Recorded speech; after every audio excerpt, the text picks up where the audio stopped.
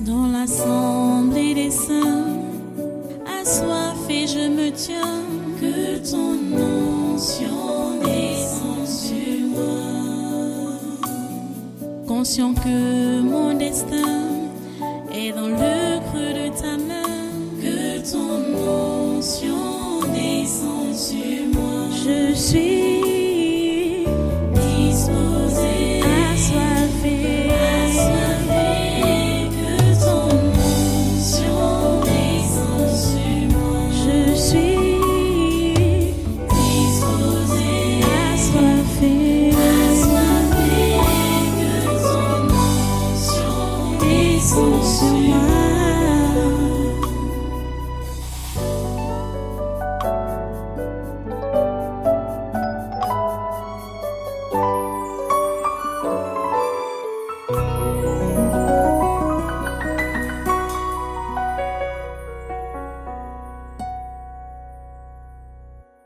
Alléluia. Voilà. Repars avec moi dans Hébreux 11. Hébreux 11, verset 13 à 16. C'est le passage annexe que nous sommes en train de lire. Nous allons lire ça peut-être jusqu'à demain même.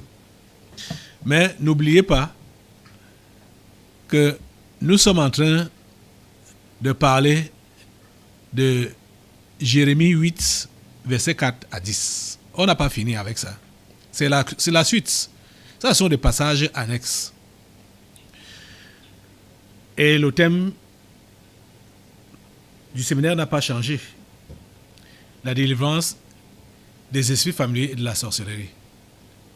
Nous sommes en train de voir tous les contours qui nous permettent de nous dégager des esprits familiers. Mais c'est bizarre de constater que beaucoup de chrétiens font le surplace. Beaucoup de chrétiens font le surplace. Ils sont sur place. Ou plusieurs font des marches arrière. C'est pourquoi nous sommes en train de voir donc le cas de ces patriarches. Abraham, Isaac et Jacob. Ils n'ont pas fait de marche arrière. Quand Dieu les a appelés, ils sont partis une fois pour toutes. Ils ont tourné le dos à la famille une fois pour toutes. Donc ils ont coupé avec les esprits familiers une fois pour toutes. Allons, Hébreux chapitre 11, partie verset 13. C'est dans la foi qu'ils sont tous morts, sans avoir obtenu les choses promises, mais ils les ont vus et salués de loin, reconnaissant qu'ils étaient étrangers et voyageurs sur la terre. Ce qui parle ainsi montre qu'ils cherchent une patrie. S'ils avaient eu en vue celle d'où ils étaient sortis, ils auraient eu le temps d'y retourner. C'est-à-dire, j'aimerais que vous puissiez, je ne sais pas si vous avez souligné le verset 15 depuis le début, depuis jeudi, verset 15. S'ils avaient eu en vue celle d'où ils étaient sortis, ils auraient eu le temps d'y retourner. Verset 16. Mais maintenant, ils en désirent une meilleure, c'est-à-dire une céleste. C'est pourquoi Dieu n'a pas honte d'être appelé leur Dieu, car il leur a préparé une cité. Prions le Seigneur. Dieu Tout-Puissant, nous te remercions pour ta parole, de ces moments, et surtout de ce matin. Te prions, Seigneur, que tu disposes nos esprits à la recevoir, à la garder, à la pratiquer. Dieu, donne-nous cette grâce. S'il te plaît, donne-nous cette grâce. Permets que ta volonté parfaite s'accomplisse dans nos vies. Ce matin et dans l'avenir, nous prions, Seigneur, que nous puissions rester toujours accrochés à toi, faisant toujours ta volonté. Merci, Père Saint, de nous écouter et de nous exaucer. Au nom de Jésus de Nazareth, nous avons prié. Amen. Prenez place dans sa sainte présence. Une fois de plus, soyez les bienvenus ici au Tabernacle de la Liberté. Soyez les bienvenus à ce conquête du surnaturel. Les amis, nous devons suivre les traces du père de la foi, Abraham. Quand il a été appelé par Dieu, il n'a plus regardé derrière. Il est allé de l'avant. Dieu lui disait, je te montrerai. Dieu ne lui a pas tout montré à la fois. Dieu ne lui a pas tout montré à la fois. Dieu ne pourra pas tout nous montrer à la fois. Jamais. Et même les promesses que Dieu lui a faites, il n'est pas entré en possession de toutes ces promesses-là de son vivant. La Bible nous dit qu'il a salué de loin. Vous savez, quand on salue de loin, c'est comme ça qu'on fait. Il a salué de loin. Donc, il n'a pas touché physiquement comme ça là. Il n'a pas touché. Il a salué de loin les promesses que Dieu lui a faites. Mais il saluait ces promesses-là avec confiance. Donc, dans la foi. Avec confiance. Sans regret. Sans murmure. Sans plainte. Mais il savait que Dieu m'a promis. Oui. Je n'ai pas vu. Je n'ai pas touché. Mais je suis en train de percevoir ça. Voilà ça là-bas. Hello. Voyez? Dans la confiance. Jusqu'à ce qu'il ferme les yeux. Parce qu'il sait que ce qu'il a vu là, il va retrouver ça. En fermant les yeux, ce n'était pas pour cette vie présente sur terre, que c'était pour la vie à l'au-delà. Ils avaient compris que la terre n'était qu'un passage. Donc il ne faut pas s'accrocher à ces choses. Le jour que tu vas comprendre ça, que la terre n'est qu'un passage, qu'il ne faut pas t'accrocher à ces choses, tu seras un bon chrétien et tu accompliras les plans de Dieu dans ta vie. Parce que plusieurs parmi vous, c'est quand vous êtes en train de vous rendre compte, pour vous, que vous êtes en train de rater votre vie. Les choses ne se déroulent pas comme vous avez prévu. Vous voilà maintenant, vous avez dit que vous avez cru et vous vivez le statu quo. Vous n'avez pas avancé socialement. Vous n'avez pas d'enfants malgré que vous soyez marié. Ou vous n'êtes pas marié malgré que vous soyez chrétien. Ou vous n'avez pas de l'argent, le matériel. Vous vivez dans la misère. Et vous êtes découragé. Que vraiment, cette vie chrétienne, qu'est-ce que ça m'a donné?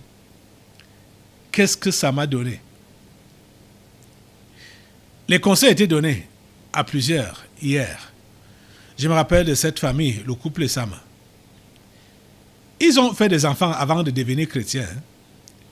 Et comme on voit dans 1 Pierre 1, là, versets 17 à 18, nous avons tous reçu un mauvais héritage de nos pères fondateurs. Ils se sont mariés étant païens. Ils ont eu les enfants étant païens. Donc, naturellement, le mauvais héritage a été transféré à ces enfants. Maintenant, ils se sont convertis et les enfants restent leurs soucis. Ils continuent à les considérer comme des enfants charnels. Le conseil leur a été donné de ne plus les considérer comme des enfants charnels, mais de les considérer comme des païens à gagner au Seigneur. Vous savez, c'est vrai que quand bien même, peut-être il y a, ça dépend de l'intimité de chacun avec Dieu, hein, pour la considération des perdus là. Parce que quand un enfant de Dieu supplie Dieu pour un perdu, ça n'a pas de différence que ce soit quelqu'un du même sang. Déjà même, on ne reconnaît même plus quelqu'un selon le sang en Jésus. On ne connaît plus quelqu'un de cette manière-là. On ne reconnaît plus les gens de cette manière-là, c'est-à-dire selon le sang. La préoccupation que l'enfant de Dieu doit avoir pour le perdu, ça doit être la même chose pour tous les perdus. je vous ai enseigné ici, on a vu le cas de Moïse, quand il intercédait pour les perdus. On a vu le cas d'Aaron, quand il intercédait pour les perdus. Lui-même se mettait à la place de ces perdus, disant à Dieu, Dieu, tu effaces mon nom du livre, pourvu que tu sauves. Si tu ne veux pas sauver ces gens, tu effaces mon nom du livre. Donc lui-même, il se met en gage. Il dit, Dieu, tu m'effaces. Donc, l'intercesseur, il prend la place de la personne pour qui il intercède. Et c'est ça que Dieu voit. Donc, vos enfants qui sont païens et qui vous cassent la tête, je sais qu'il y a beaucoup de parents ici qui ont des enfants qui leur cassent la tête. Ah, c'est clair. Ne les prenez pas comme vos enfants de sang, charnels. Vous ne devez plus vous considérer de cette façon-là. Sinon, vous êtes encore au point zéro. Parce que vous n'êtes pas encore séparés. Si vous continuez à considérer vos enfants comme votre sang naturel, là, ça veut dire que vous êtes encore attachés avec vos démons familiers, vos pères fondateurs. Et vous voyez que vous ne pouvez pas aller quelque part avec ça. Vous ne pouvez pas aller loin avec ça. Parce que déjà même votre foi ne va pas mettre long et vous n'allez pas sauver ceux-là. Si c'était prévu au salut, vous n'allez pas les sauver avec votre attitude-là. Donc vous devez les considérer comme des païens à gagner au Seigneur. Donc pas question de sentimentalisme, genre là, machin. Non. Des païens à gagner au Seigneur. Donc tu intercèdes pour eux comme tu intercéderais pour n'importe quel païen.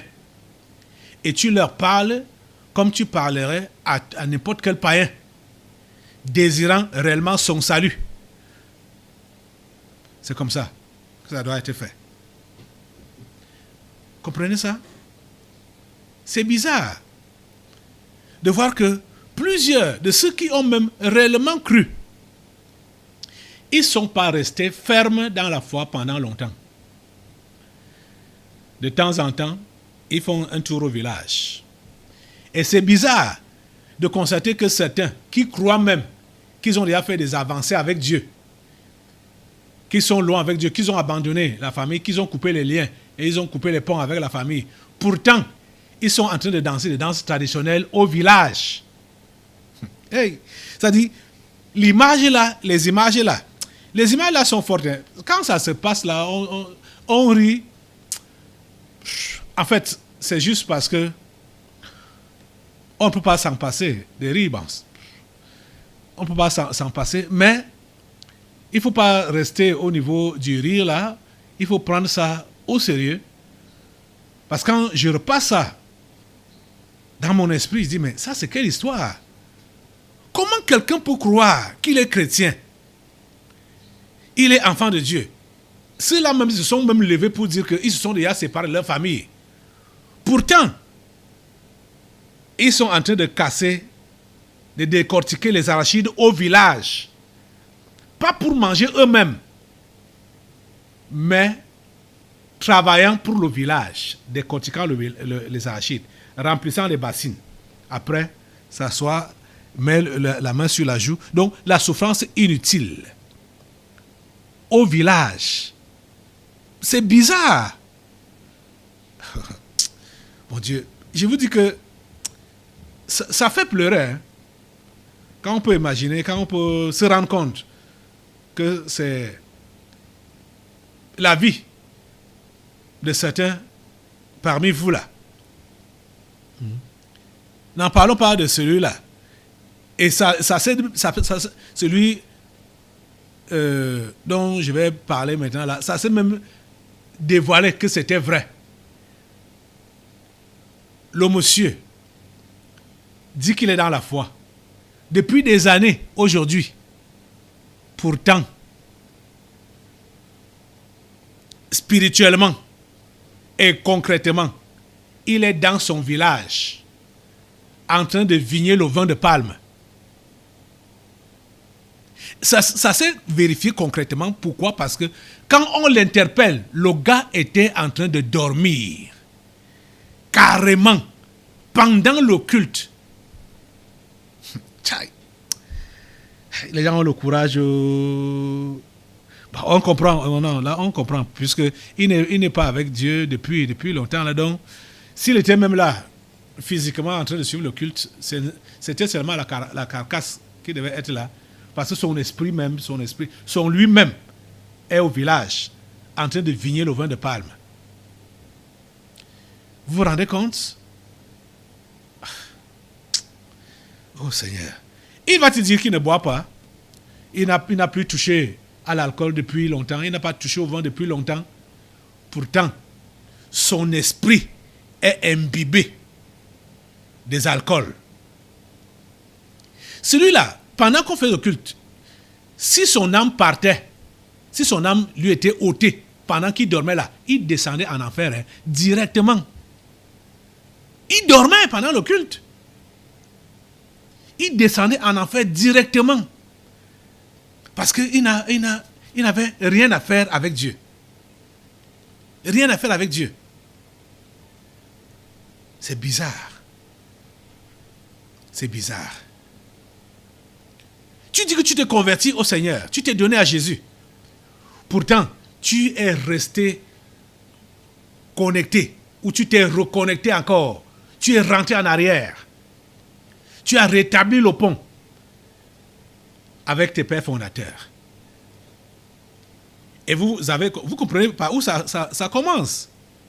Dès qu'il y a petit regret, parce que dès que tu as démarré dans ta foi, pendant ton cheminement, il y a des épreuves, il y a des tests. Quand ces tests arrivent, dès que tu t'arrêtes et tu dis, quand j'étais, et il y a certains qui disent même à certains païens, ou devant certaines situations, que quand j'étais encore dans le monde, quand j'étais encore païen, et d'autres vont dire, mais vraiment, la foi vous sauve. La foi sauve les gens. Quand j'étais païen, j'allais bien traiter celui-ci. Tu as déjà fait ça. Tu es rentré dans le monde. Quand tu as dit ça, tu es rentré dans le monde. Tu as repris l'ancienne nature là. La nature de bagarreur. Tu as repris ça. Dès que tu as dit que quand j'étais, la foi vous sauve, la chrétienté vous sauve. Tu t'es déjà déconnecté de la chrétienté et tu t'es reconnecté à la mondanité. Directement. Dans la vie chrétienne, on va passer par des tests, des tribulations. On va passer par des épreuves. Immanquablement. Mais, devant toutes ces choses-là, nous ne devons jamais avoir à l'idée de retourner en arrière. On ne doit jamais avoir à l'idée de rentrer dans l'ancienne patrie. Nos regards doivent être vers la patrie céleste, la patrie à venir. C'est là-bas que doivent être fixés nos yeux. Vous comprenez ça? Ne regardez plus jamais derrière. Ne regrettez plus jamais les opportunités passées. Oui, je crois même que je l'avais déjà dit, pour que ceux-là qui pensent que, en témoignant que le Seigneur les a sauvés, mais ils n'ont pas connu beaucoup de problèmes, que voilà, ils sont issus d'une famille bien éduquée, une famille riche, une famille nantie, une famille brillante et tout ça, que vraiment le Seigneur les a sauvés dans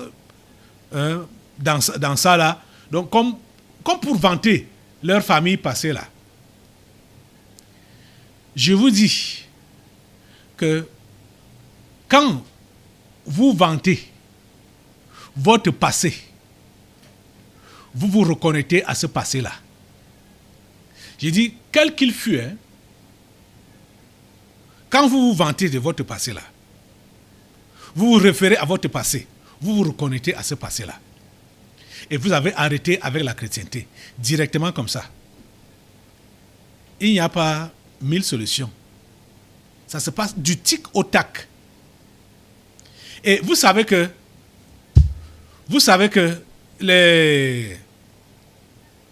les tribulations, les attaques ou les épreuves dans lesquelles nous sommes en train de passer dans la chrétienté, le diable fait ça parce qu'il veut que nous puissions arrêter notre course. Il veut que nous puissions arrêter notre course. C'est la raison. Donc ne cédons pas à ces choses, ne cédons pas à cela. Pourtant, Jésus nous a même avertis, hein? Jésus nous a dit que toutes ces choses-là devaient nous arriver. Et on ne doit pas être découragé à cause de ça. Jésus m'est passé par là. Nous devons avoir les yeux rivés sur Jésus. Ne soyons pas distraits.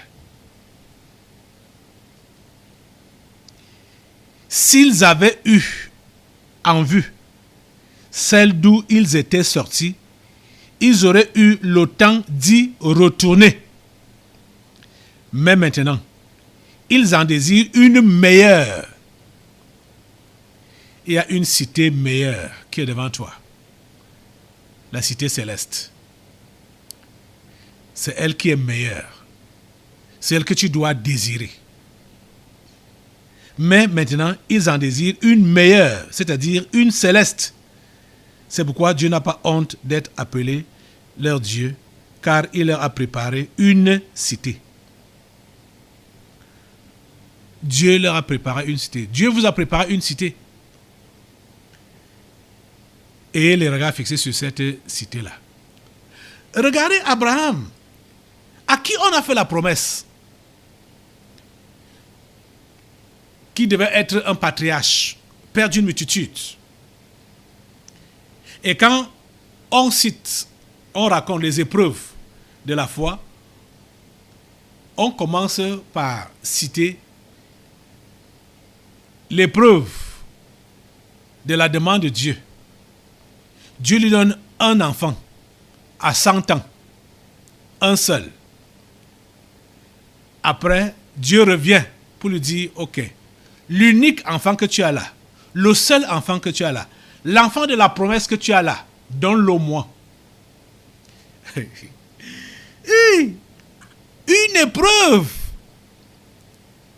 Une épreuve très dure. Mais Abraham n'a pas résisté. Abraham a dit, c'est toi qui as donné, c'est toi qui demandes, prends.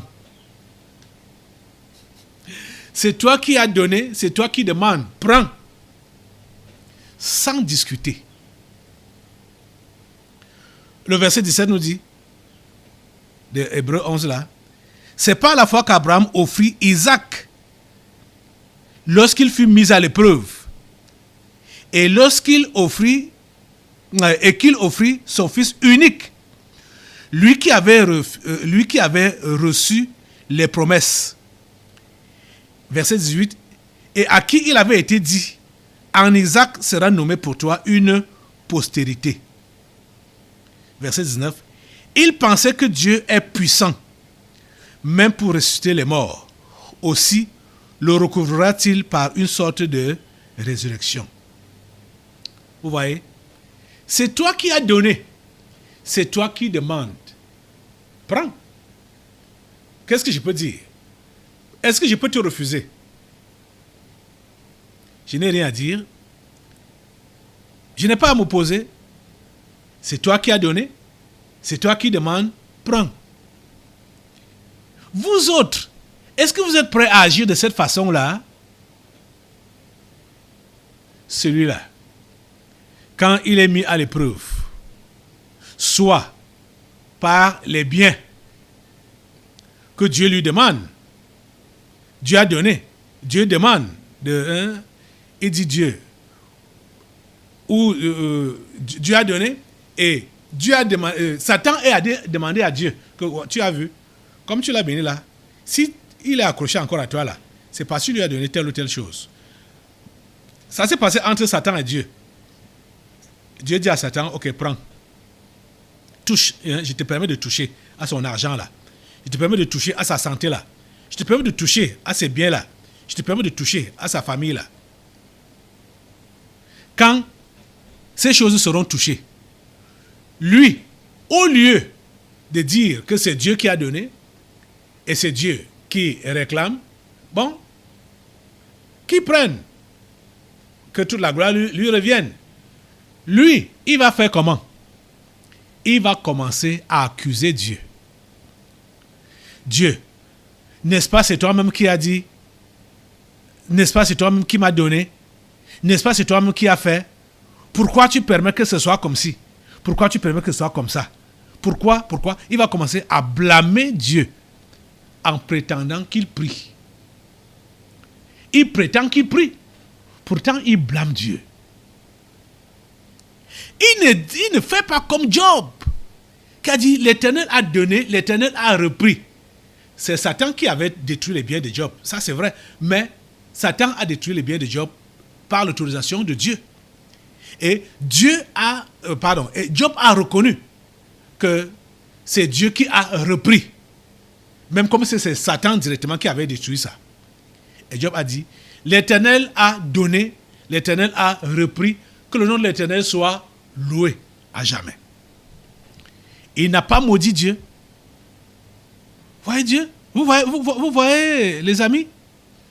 Mais vous autres, quand vous êtes mis à l'épreuve, directement, vous commencez à maudire Dieu. Et directement, vous commencez à penser à vos origines, les anciennes origines, à vos arrières, à vos pères fondateurs.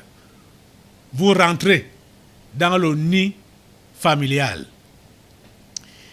Certains rentrent même dans la maison familiale, carrément couchés dans la maison familiale. Carrément couchés là-bas. Les amis, s'il vous plaît,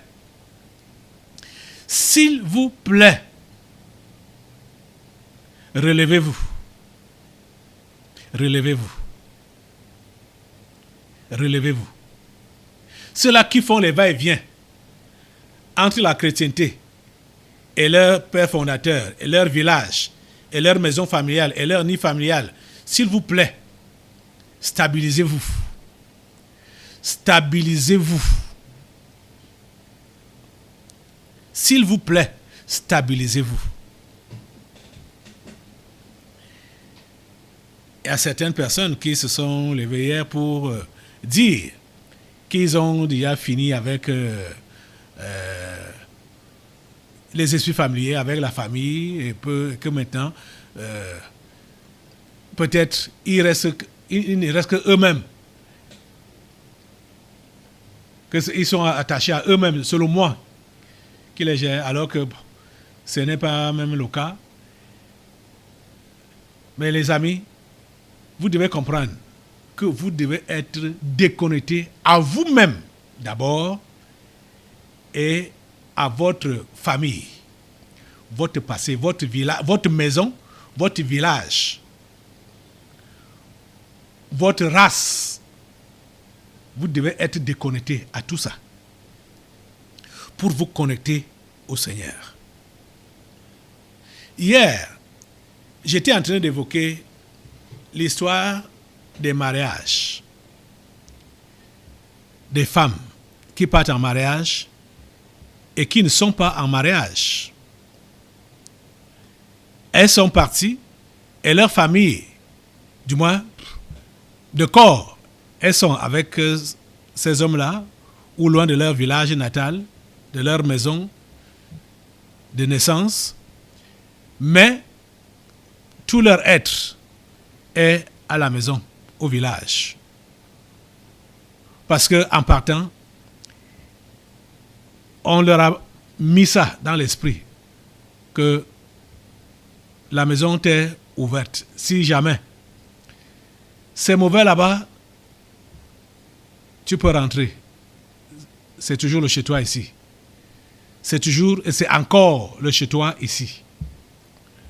Pourtant, quand on lit dans la Bible, et je répète, ces paroles de Dieu, c'est pourquoi l'homme quittera son père et sa mère, s'attachera à sa femme, et les deux deviendront une seule chair. L'assistance des familles aux mariés, je parle dans le domaine de la foi, peut avoir lieu, pas parce que c'est mon père ou c'est ma mère, ou parce que ce n'est pas du point de vue charnel, ça doit être du point de vue spirituel. Parce que maintenant, ils sont frères et sœurs dans la foi et non dans la chair. Quand tu fais recours à la famille charnelle pour de l'aide, parce que tu as des soucis dans ton chemin de la foi, déjà, ils ne vont pas t'encourager dans la foi. Ils vont te dire, n'est-ce pas, on t'a toujours dit que le chemin que tu as pris n'est pas bon. Tu vois comment c'est mauvais sur toi. Tu vois comment c'est dur sur toi. Tu vois, tu ne donnes pas gloire à Dieu. Ton témoignage ne passe pas. Parce que ces païens-là, ils se moquent de ton Dieu. Même en te donnant, en t'aidant et tout ça là, c'est en t'injuriant, et tu vas avancer, tu vas aller où? Avec ce genre d'aide là, ou d'assistance là. Tu iras où? Tu feras quoi de ça? Tu seras seulement dépendant, et tu seras avec eux, comme ça, jusqu'à la fin. Jusqu'à la fin. Tu seras surpris que tu meurs dans cet état-là, tu vas te retrouver avec eux en enfer. Parce que tu n'avais jamais coupé les ponts. Tu n'avais jamais coupé les liens. Allons un peu dans Genèse au chapitre 31. Genèse chapitre 31. Vous allez voir, on va voir l'exemple des femmes de Jacob qui ont compris. Il dit, dans la Bible, les gens ont vite compris les choses. Bon, comme le temps est passé et que les pères fondateurs ont eu le temps de faire ancrer les mauvaises choses dans les esprits des gens, c'est pourquoi c'est difficile même de comprendre aujourd'hui comment Dieu a voulu que les choses soient. Dieu a dit, c'est pourquoi l'homme quittera son père et sa mère, s'attachera à sa femme et les deux deviendront une seule chair. Je ne vais pas tirer long, puisqu'on doit déjà arrêter pour aujourd'hui. C'est Genèse chapitre 31. Jacob devait déjà rentrer dans sa patrie. Et il a fait savoir ça à ses femmes. Rachel et Léa. Que maintenant, le temps est arrivé. Dieu me dit maintenant qu'il faut rentrer, puisque Dieu lui a dit, au verset 3 de Genèse 31 là, alors l'Éternel dit à Jacob, retourne au pays de tes pères et dans ton lieu de naissance, et je serai avec toi. C'est ça que Dieu lui a dit. Ok. Et il lui dit encore, verset 13, je suis le Dieu de Bethel, où tu as oint un monument, où tu m'as fait un vœu. Maintenant, lève-toi, sors de ce pays et retourne au pays de ta naissance. Verset 14. Rachel et Léa répondirent et lui dirent, avons-nous encore une part et un héritage dans la maison de notre père? Vous comprenez? Ça, c'est les femmes qui répondent comme ça. Les femmes de Jacob. Il dit, Rachel et Léa répondirent et lui dirent, avons-nous encore une part et un héritage dans la maison de notre père? Aujourd'hui, comme je vous disais hier, que les lois même des pays ont changé les choses. De façon que les enfants qui naissent dans une famille, les garçons comme les filles, ont tous l'héritage dans la famille là. Même si les femmes partent en mariage, elles viennent repartager l'héritage avec leurs frères qui sont restés là. Ce n'est pas normal. Bibliquement parlant, ce n'est pas normal. Vous comprenez ça? Si toi, tu es chrétienne et tu comprends mon message maintenant là, ne pars pas discuter l'héritage avec tes frères au village. Ne pars pas discuter l'héritage avec tes frères au village. Ne fais pas ça. Si tu entends le son de ma voix maintenant, tu es chrétienne. Ne pars pas discuter. Je dis bien discuter ou disputer l'héritage avec tes frères au village. Ce n'est pas chrétien. Vous comprenez? Léa et Rachel ont dit quoi à leur mari? Avons-nous encore une part et un héritage dans la maison de notre père? Ne sommes-nous pas regardés par lui comme des étrangères, puisqu'il nous a vendus et qu'il a mangé notre argent? Toute la richesse que Dieu a ôtée à notre père appartient à nous et à nos enfants. Fais maintenant tout ce que Dieu t'a dit. Voyez? Fais maintenant tout ce que Dieu t'a dit. Voilà ce que les femmes de Jacob lui ont répondu. Elles ont compris qu'elles n'avaient plus rien comme héritage dans la maison de leur père. Je veux que toi, femme chrétienne, tu puisses le comprendre. Que dès que tu es allé en mariage là, ou dès que pas même seulement en mariage, dès que tu es devenue chrétienne, tu n'as plus rien à faire avec tes arrières, c'est-à-dire l'héritage de tes pères. Tu n'as plus rien à faire là derrière. Tu n'as plus rien à faire. Et si tu pars encore en mariage, vraiment, oublie le derrière. Oublie le derrière. Une fois pour toutes. Tu comprends ça? Oublie le derrière. Mais plusieurs ne comprennent pas ça. Donc, vous allez donc voir que quand les réunions familiales vont se tenir, tu seras dans ces réunions-là, les décisions vont être prises.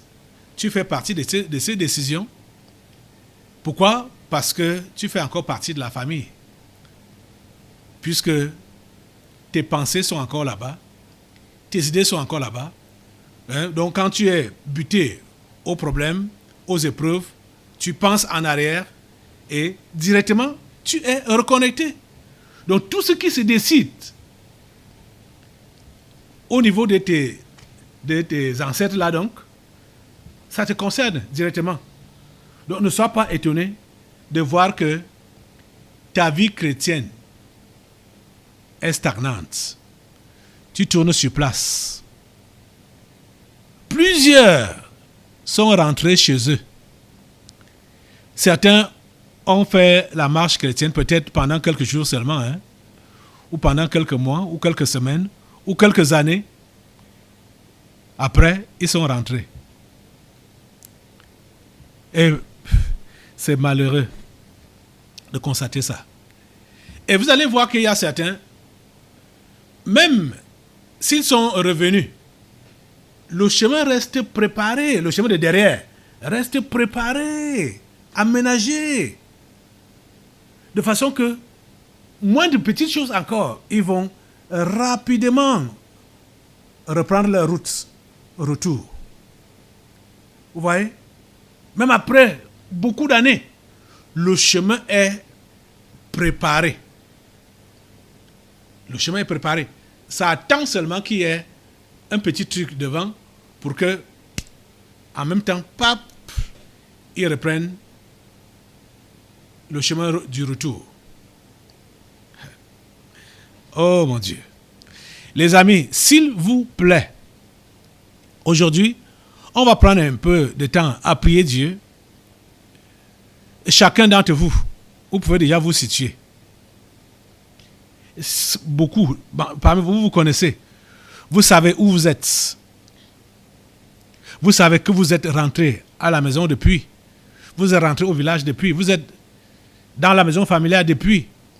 vous êtes dans le nid familial depuis, l'esprit relique et nid familial disait que le nid, il y a certains qui se baladent avec leur nid familial. De façon que dès qu'il y a un petit couac sur leur cheminement chrétien, rapidement, ils entrent dans leur petit nid. Rapidement, ils sont dedans.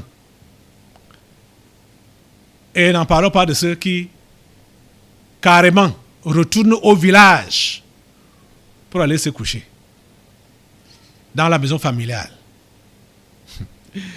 Oh Seigneur, ta grâce. Tu vas te séparer totalement.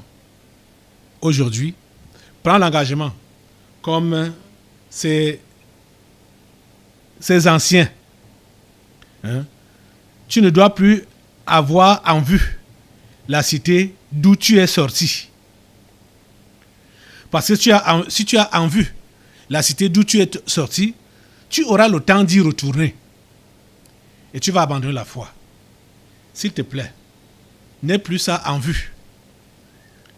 Tourne le dos, carrément, à tes pères fondateurs et avance dans ta foi, malgré les épreuves, malgré les combats, malgré les difficultés, avance. Malgré les tests, avance. Fais confiance à Dieu. Celui qui t'a appelé, il va te soutenir. Tu vas te lever pour prendre ces engagements-là. Ceux qui ont été interpellés hier, s'il vous plaît, je ne sais pas comment vous avez fait, comment on a fini un peu tard hier soir, c'était même presque ce matin, ou c'était à minuit passé. Revenez au Seigneur. Mathias, au lieu de continuer à vigner ton vin au village, renoue avec la foi chrétienne. Renoue avec la foi chrétienne. Et Yenga, tous les 2 jours, tu étais au village. Ne repars plus là-bas. Parce que pas tes regrets, tes murmures et tes lamentations. Tous les 2 jours, tu étais là-bas. Et cela, Grégoire, qui est en train de faire danser les danses traditionnelles au village, avec les tchaka-tchaka aux pieds. L'autre qui casse les arachides, Ignace. Et l'autre, Léontine, elle est en train de... Elle aussi dans la danse, les danses traditionnelles là, consolée par ses ancêtres. La grand-mère, pourtant elle croit elle les a quittés. S'il vous plaît, revenez complètement au Seigneur. Quittez la maison familiale, quittez le nid familial, quittez votre village, coupez les ponts avec vos exercices familiers. S'il vous plaît, prenez cet engagement-là. Et chacun de vous, vous connaissez. Peut-être certains veulent qu'on les aide. Aujourd'hui, là, je sais que d'autres seront interpellés encore aujourd'hui. Mais si tu es sincère toi-même, pendant les délivrances tout à l'heure, tu pourras toi-même témoigner et nous dire que, franchement parlant, depuis tel temps, tu sais, tu t'es rendu compte que tu étais rentré dans ton village ou dans ton nid familial. Peut-être mon épouse même ne le sait pas, qu'elle est rentrée chez elle. Elle n'a même jamais coupé entièrement le pont avec le chez elle. Elle n'a jamais fait ça. Il faut que tu le fasses aujourd'hui. Il faut que tu le fasses aujourd'hui. Il faut que tu brises ce pont. Tu coupes ces liens aujourd'hui. avec ta famille, avec le passé, avec ton village. Faites-le chacun à ce qui le concerne. Seigneur, s'il te plaît, sépare-les de ces liens, sépare-les. Au nom de Jésus, Seigneur, sépare-les. Seigneur, sépare-les. Et qu'ils soient entièrement à toi. Au nom puissant de Jésus. J'ai prié. Amen. Assois-toi. Nous allons maintenant passer aux délivrances prophétiques. Dans l'assemblée des saints, assoiffé je me tiens, que ton onction descende sur moi. Conscient que mon destin est dans le creux de ta main, que ton onction descende sur moi. Je suis